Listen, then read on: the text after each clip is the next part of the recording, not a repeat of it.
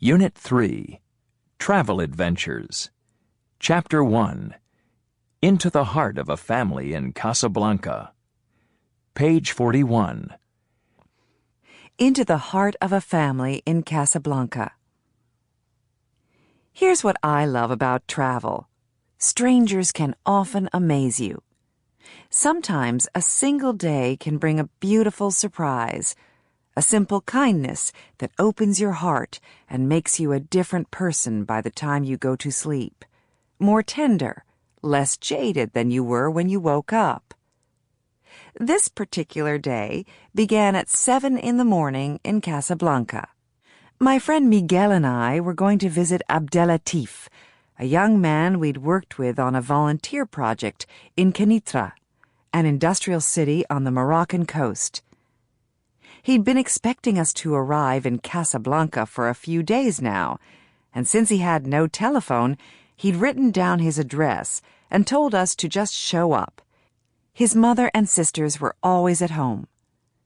As my plane was leaving from Casablanca the following morning, we wanted to get an early start so we could spend the whole day with him.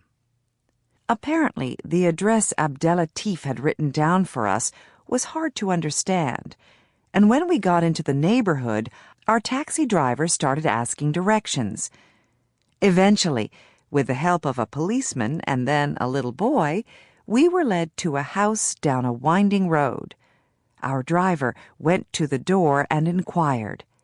He came back to the cab, saying Abdelatif's sister was in this house visiting friends and would come along to show us where they lived. Soon, a girl of about 16 emerged from the house. Surprisingly, she didn't resemble Abdelatif at all. Still, I'd seen other families where children didn't look alike, so I didn't give it too much thought. We waited in the yard while the sister went in and returned accompanied by her mother, sisters, and brother-in-law, all of whom greeted us with cautious warmth. We were shown into a pristine home with multicolored tiles lining the walls. The mother told us in broken French that Abdelatif was out, but would be home soon. We sat on low cushioned seats in the living room, drinking sweet mint tea and eating sugar cookies, while the family members took turns sitting with us and making shy, polite conversation that frequently lapsed into uncomfortable silence. As anything was said, Miguel would say, "What?" and I would translate the simple phrase for him. "Nice weather today. Tomorrow perhaps rain." An hour passed, and as the guard kept changing, more family members emerged from inner rooms. I was again struck by the fact that none of them looked a thing like our friend. How did Abdelatif fit into this picture? Was he adopted? I was very curious to find out. After 2 hours had passed with no sign of Abdelatif, the family insisted on serving us a meal of couscous and chicken. "Soon" was the only response I got when I inquired as to what time he might arrive. But at last we heard the words we had been waiting for. "Please," said the mother, "Abdelatif is here." "Oh, good," I said. And for a moment, before I walked into the living room, his face danced in my mind. The brown eyes, the smile filled with radiant life. We entered the lovely tiled room we'd sat in before, and a young man came forward to shake our hands with an uncertain expression on his face. "Hello, my friends," he said cautiously. "Hello," I smiled, slightly confused. "Is Abdelatif here?" "I am Abdelatif." But... I looked from him to the family and then began to giggle nervously. I'm sorry. I'm afraid we've made a bit of a mistake. I'm so embarrassed."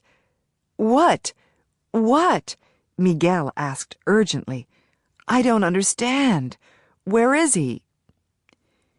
"We've got the wrong Abdelatif," I told him, and then looked around at the entire family who'd spent most of the day entertaining us.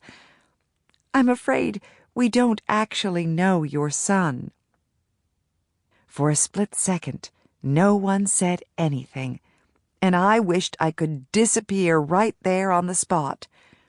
Then the uncle exclaimed heartily, "It's no problem." "Yes," the mother joined in. "It doesn't matter at all. Won't you stay for dinner, please?" I was so overwhelmed by their kindness that tears rushed to my eyes. "Thank you so much," I said fervently. "It's been a beautiful, beautiful day. But please, could you help me find this address?" I took out the piece of paper Abdelatif had given me back in Kenitra, and the new Abdelatif, his uncle, and his brother-in-law came forward to decipher it. "This is Balal Abdelatif," said the second Abdelatif, recognizing the address. "We went to school together. He lives less than a kilometer from here. I will bring you to his house." And that is how it happened.